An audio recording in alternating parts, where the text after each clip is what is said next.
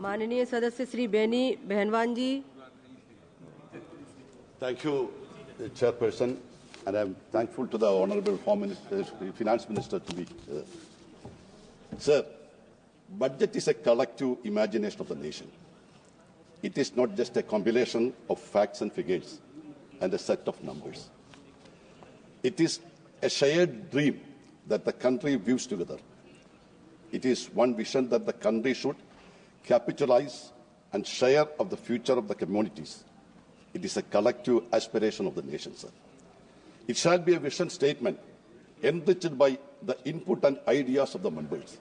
We as a nation shall imagine our future paths, allocate care and attention to all segments of the society, and chart our own path to progress. It shall not be a political rhetoric or a plan of an electoral game. We as a nation shall put our soul into the emerge as a stronger nation and to address the popular concerns. Political favoritism and biases shall not be defeat the dreams of the great nation. Sir, but the budget of 2025-26 is deeply flamed and fails to address the pressing challenges our country faces today, such as unemployment, inflation, the rupee's depreciation against major currencies, the farm sector crisis, the MSME struggles, climate change, and the emerging geopolitical tension caused by the new US administration. In what appears to be an unprecedented move, the ruling party has openly framed the budget to benefit only a small segment of society. This is nothing short of bribery, using public funds to secure votes in upcoming election. We can conclude that this budget is not for Bihar and Delhi. Sir, the government claims that the agriculture sector is the growth engine of the economy. The budget fails to offer the meaningful support to better making the agriculture produce, which would help the farmers earn more. While research and development are a virtual for progress in agriculture, the budget only marginally increased funding of it by 21 crore in this one. Sir, India's overall spending in research and development remains insufficient. Sir, we are spending only 0.6% of the GDP. And compare India's research and development expenditure is the lowest among the world's 5 economies. By contrast, China allocates 2.41% of the GDP and European Union's to 5 to 6% of the GDP. China now leads the globally in patent application for capita and has achieved the second highest labor productivity growth. It also boasts that the largest number of PhD awards annually and the highest share of the high-tech. A report from the Ministry of Human Resources Development reveals that only 15.8% of papers by Indian researchers appear in the world's top 10 journals, whereas the figure stands 27% for China, 33% for Germany, and 36% for United States. Madam, we are entering this AI world, so we have to give more importance to the research and development. Existing community boards, crucial in the agriculture sector, especially for the Kerala also, are left underfunded. For instance, the allocation for the coffee board remains unchanged between 2024 to 25, and the rubber board gets meager 40 crore increase, and the spices board seems only 24 crore more. In an alarming move, the allocation for the coconut development board has actually been reduced from 39 to 35 crore. The budget also falls short addressing our weakening currency, which is poised to wreak havoc the economy. The finance minister offers no concrete measures to counter the rupee's claim. Sir, agriculture has been projected the growth engine, but in terms of total allocation for agriculture, there has been a marginal reduction in the current budget as compared to the revised estimate of the previous year. What is totally unacceptable and understandable is the neglected plantation agriculture. Plantations are no more the business of a large estate owners. Today, it is dominated by smallholders. There is a predominance of human labor, and more importantly, about 72% of the plantation workers are from the backward community. What is more, plantation operators the least developed location in our country. Sir, as compared to the revised estimate of 2024-25, the total budget size of the year 25-26 recorded a little over 10% increase. In real terms, that is, after considering the inflation, the increase will be less than 5% according to my knowledge. The economic survey rightly noted that the corporate profitability reached a 15-year peak in 23-24, whereas employment growth has been sluggish. No wonder our educated young generation remains unemployed and is migrating from this country. The budget, therefore, is disappointing for the younger generation. Sir, the big ticket concession is by way of tax construction for the middle class.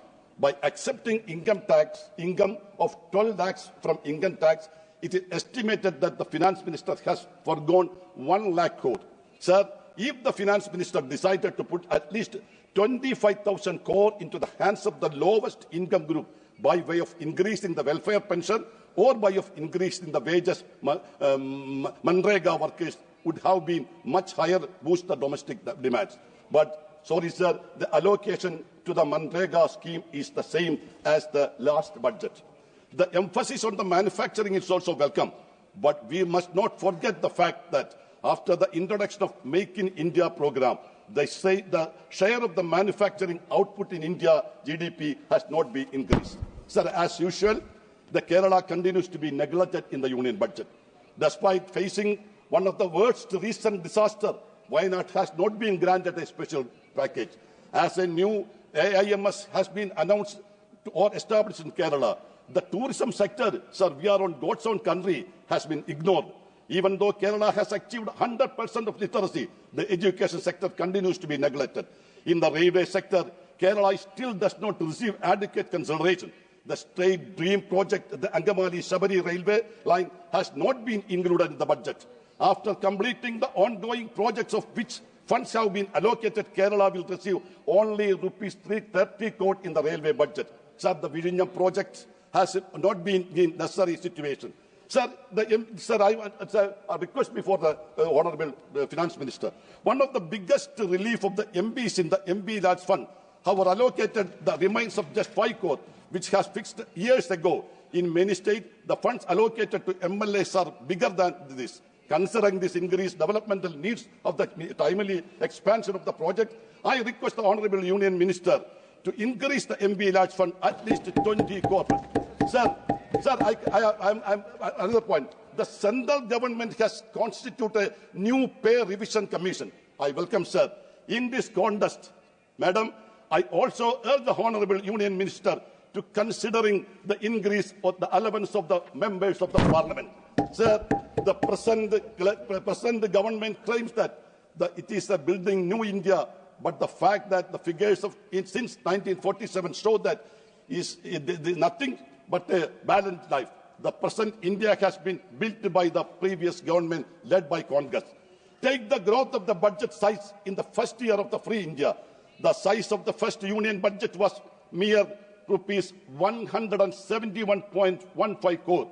In 2013-14, where the Congress government presented its last full budget, the size had escalated to rupees 16.65 lakhs crore, an incredible growth of more than 73,753%, or a 9,737-fold increase from the first budget.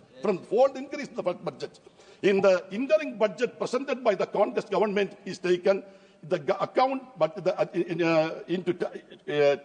account. The budget size sails to another new peak. It presented the interim budget of rupees 17.63 lakh crore. Compared with the first budget, this represented a growth of 1 crore, more than 1 crore %, more than 10 lakhs fold increase.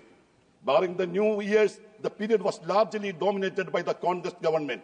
On the other hand, the size of the NDA government budget in 2014-15 was rupees 17.9 lakh crore, and the current NDA government budget is near about 50 lakh crore.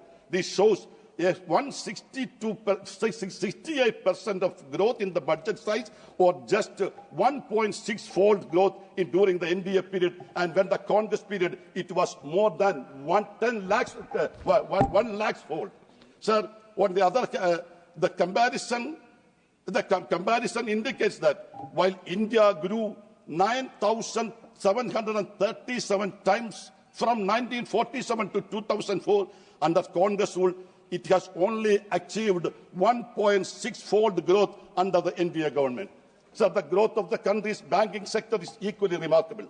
At the time of independence, total deposits in the banks were 1,261 crore, while the loan amounted to rupees 475 crore.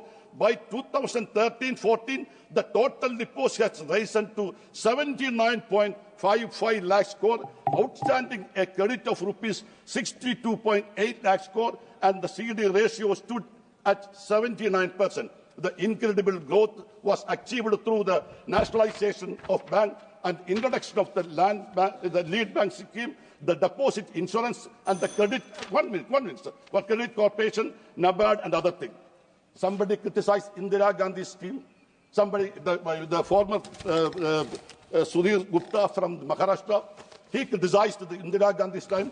What has happened? Shrimati Indira Gandhi translated her performance of Garibi Ghadao into action. The country saw 500% increase in food production, and India became a food surplus nation.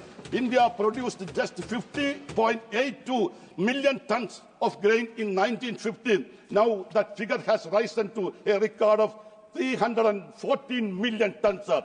Before nationalization, private banks in India were inaccessible to the common people, while offering a red carpet welcome to the industry. In 1967, only 2.2% of the total loan was allocated to the agriculture sector. In rural areas, there were only, as I mentioned above, 1,240 branches. India farmers struggled without access to loans, the agricultural investment. See, sir, after the nationalization of banks, the situation changed. In 1969, there were only 1,247 rural branches across the country. By 1984, this number has increased to 25,540 branches. The agriculture loan announced to 745, that means 2.2%, that was increased to 10,000 crore, reflecting 7.5-fold growth. Despite the facing major crises like Bangladesh war and influence of refugees, two famines, and the oil crisis, India's food production increased 35%. Sir, I have concluded with one sentence. Sir, if India shines today, it is not by the NDA government. If India shines today, it is due to the firm foundation laid by our first Prime Minister, Jawaharlal Nehru.